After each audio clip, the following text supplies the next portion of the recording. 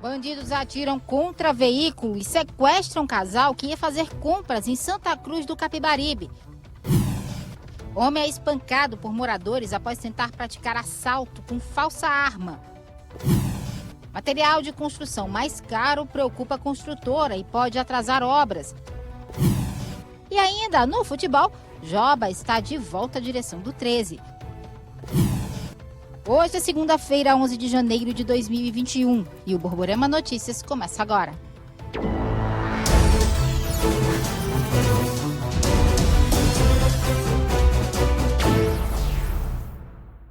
Olá, boa noite. A gente abre essa edição mostrando que um casal que se dirigia para Santa Cruz do Capibaribe para fazer compras passou por momentos de terror.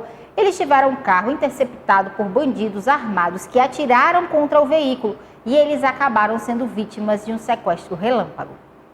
O assalto aconteceu por volta da meia-noite nas proximidades da entrada de Riacho do Santo Antônio, no Cariri Paraibano, na BR-104.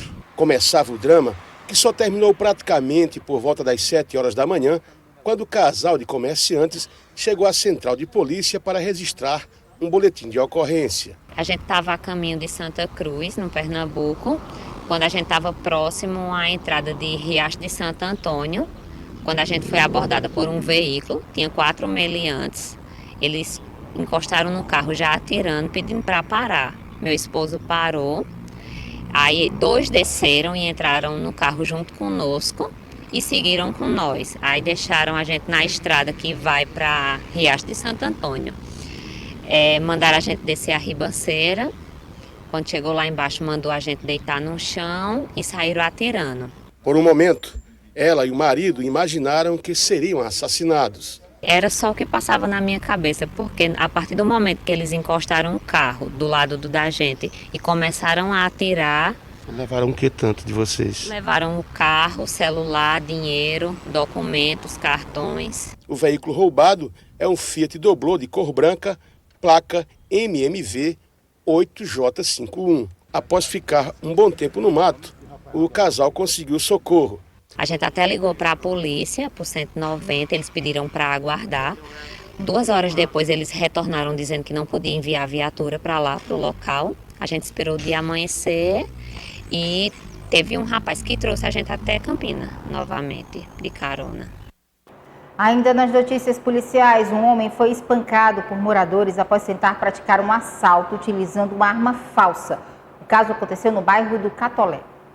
A tentativa de assalto aconteceu à noite, aqui na Avenida Elpídio de Almeida, no bairro Catolé, em frente ao Clube Campestre.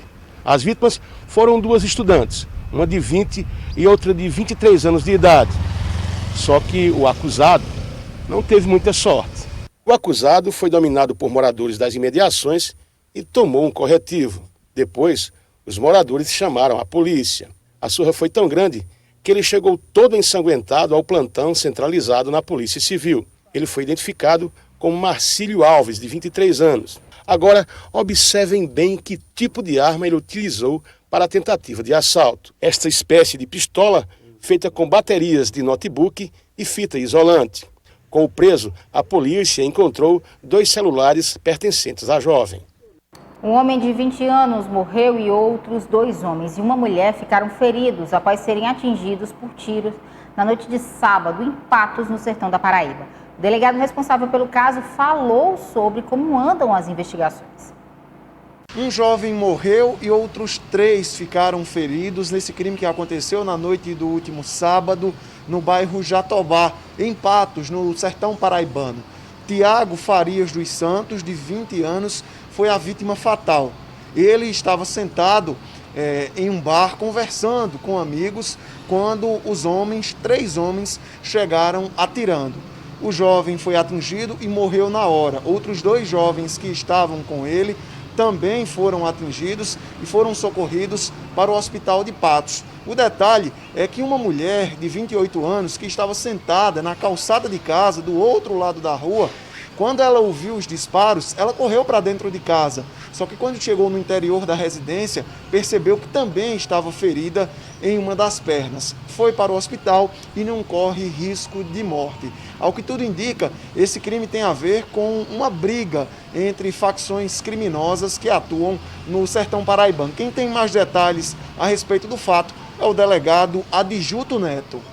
E sobre a motivação para esse crime, a princípio, nós não descartamos que possa ser ou dívida de droga, ou mesmo rixa entre facções, mesmo que essas vítimas possam não ter ligação direta com facção criminosa, mas podem ter sido confundidas com outros indivíduos desse meio, né? Até pela característica e forma como o crime foi cometido, há essa possibilidade de rixa entre facções criminosas. Paulo Pessoa para o Borborema Notícias.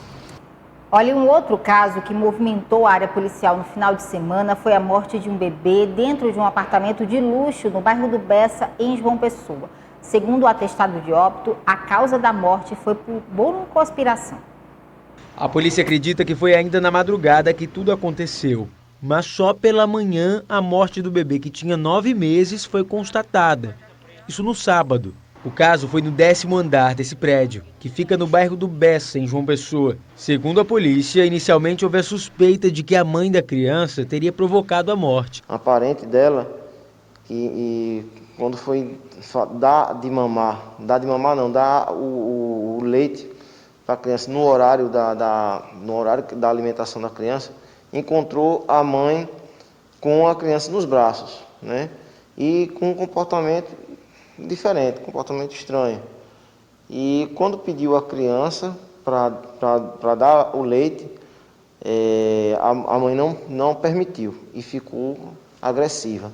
Foi necessário chamar um rapaz, que também amigo da família, que estava no apartamento, para que ela pudesse, enfim, entregar essa criança ao rapaz. E quando essa criança foi entregue ao rapaz, essa criança já estava morta. Mas a declaração de óbito traz a informação: sufocação por broncoaspiração. O bebê pode ter se engasgado. Fica claro ali que ele possivelmente se engasgou, né? Porque a broncoaspiração, que foi a causa da morte, é geralmente por causa de engasgo. Ele deve ter se engasgado com leite. A mãe do bebê foi encaminhada para atendimento psicológico. A seguir, testes de Covid-19 serão descentralizados em Campina. E ainda, aumento nos materiais de construção preocupa construtores, que pode atrasar as obras.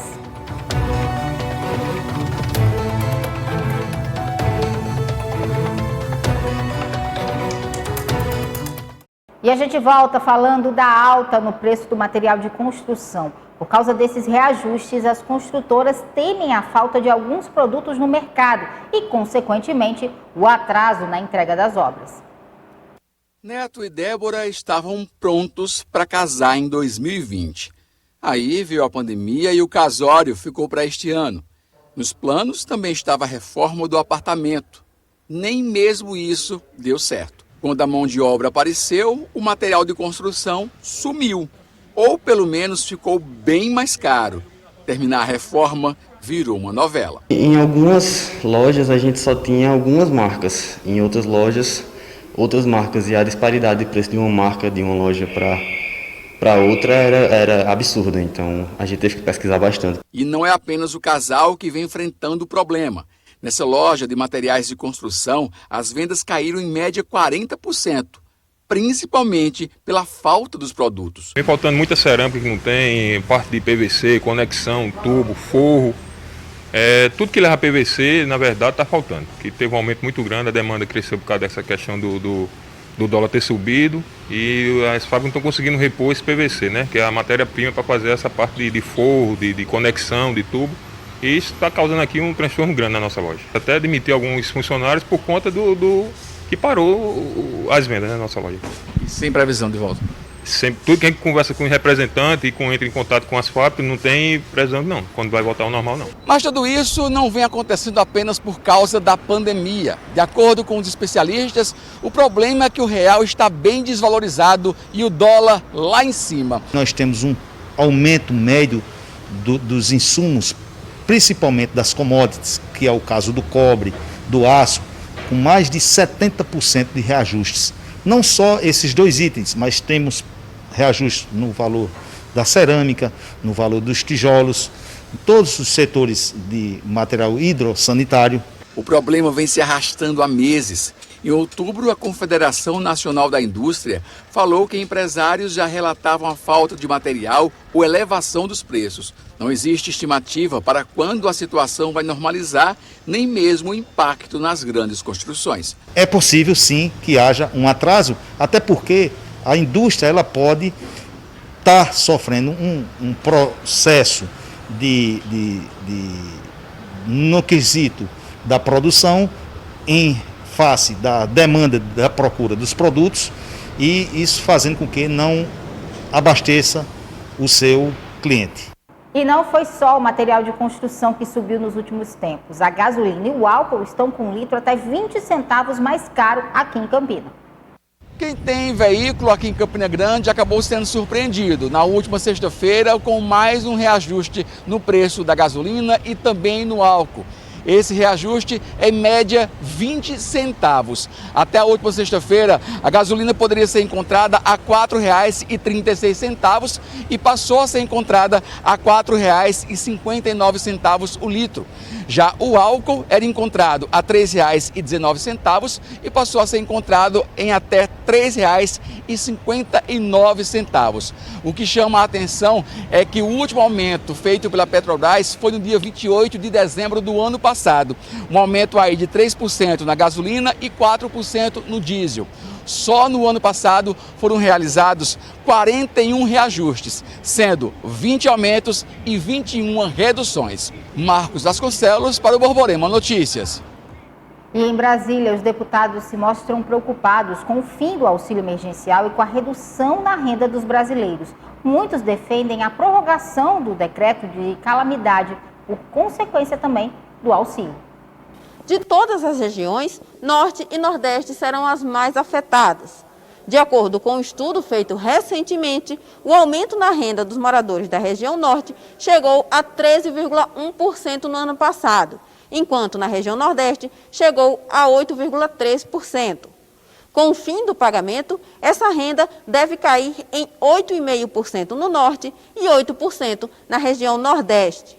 Para se ter um comparativo, o aumento da renda de todos os brasileiros chegou a 4,6% e o recuo deve ser de 3,7% em 2021.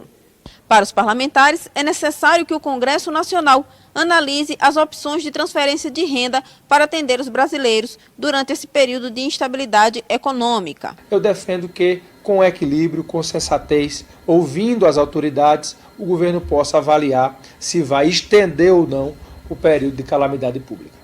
O governo federal chegou a ensaiar a criação de um programa para substituir o auxílio emergencial, mas a proposta não foi para frente por causa da falta de consenso dentro do próprio governo.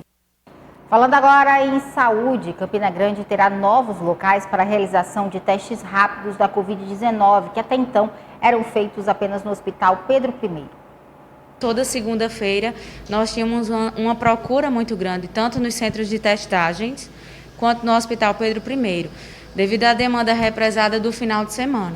Então, visando uma diminuição na concentração de usuários, né, nos centros de testagens e também no Hospital Pedro I, nós decidimos ampliar esse horário de funcionamento. A partir desta semana, nós estaremos funcionando nos sábados, de 7 às 17. O período da tarde também é para aproveitar aqueles profissionais, né, que trabalham no comércio e que podem ir até os centros de testagem também se estiver apresentando algum sintoma. Além do Pedro I, quais locais fazem hoje o teste suave e também o rápido? Certo. Nós temos 3 centros de testagens hoje, na UBS Ricardo Amorim, localizado nas Malvinas, na UBS Maria de Lourdes Leôncio, localizado no Novo Cruzeiro, e também no Centro de Saúde de São José da Mata. Quais são os sintomas que a pessoa apresentando, ela deve procurar um desses locais para fazer o teste? Se forem alguns sintomas relacionados ao Covid, se forem leves, eles devem procurar os centros de testagem. Se forem sintomas mais graves, eles devem se direcionar ao Pedro I. E a gente continua falando de saúde, viu? Você de casa já pensou em encontrar todas as especialidades médicas, exames, pacotes de cirurgias, quando você mais precisa e com precinho que cabe no seu bolso? Na Policlínica Vitória você encontra cardiologia, ginecologia, obstetra, dermatologista, ortopedista, psiquiatra, psicólogo, colonoscopia, ecocardiograma, eletrocardiograma, endoscopia, exames laboratoriais e também pacotes de cirurgias de catarata e cateterismo, além de um ambiente aconchegante com um atendimento personalizado. Venha nos conhecer na Rua Getúlio Cavalcante, 250, na Liberdade, onde era o antigo João Ribeiro. Para outras informações, 3322-3229 ou 98855-8363. A seguir, Tribunal Arbitral pode bater martelo amanhã para o início do Campeonato Paraibano 2021.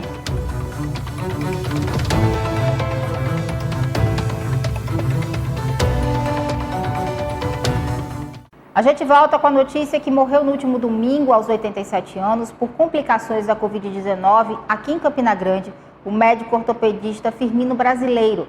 Natural do Vale do Piancó, o médico foi um dos fundadores da Faculdade de Medicina de Campina Grande e passou por praticamente todos os hospitais públicos e privados da cidade. Ele também foi presidente do Hospital da FAP. O Sindicato dos Médicos da Paraíba e o Conselho Regional de Medicina da Paraíba divulgaram notas de pesar pelo falecimento do médico. E agora a gente fala de futebol. O 13 tem um novo diretor executivo de futebol e é um nome bem conhecido da torcida, Joba. Essa minha volta foi uma surpresa para mim. Depois de quase 6 anos eu achava que não voltaria mais ao 13. Mas havia sempre manifestações carinhosas do torcedor em relação ao nosso trabalho. O trabalho foi feito aqui durante 7 anos, nós permanecemos aqui como diretor de futebol e gerente. E essa receptividade, essa esperança que a gente, de certa forma, faz surgir no torcedor, aumenta e muito a responsabilidade. E olha, a gente tem novidade quanto ao arbitral do Campeonato Paraibano, que é a reunião que define o regulamento da competição. Essa reunião provavelmente acontecerá amanhã na sede da FPF, em João Pessoa. E pelo que a nossa produção apurou, um regulamento deve ser apresentado e, caso seja aprovado, podemos ter o Campeonato Paraibano começando no dia 14 de março. Lembrando que antes disso tem Copa do Nordeste aqui na telinha da TV Borborema, viu? A partir do dia 27 de fevereiro.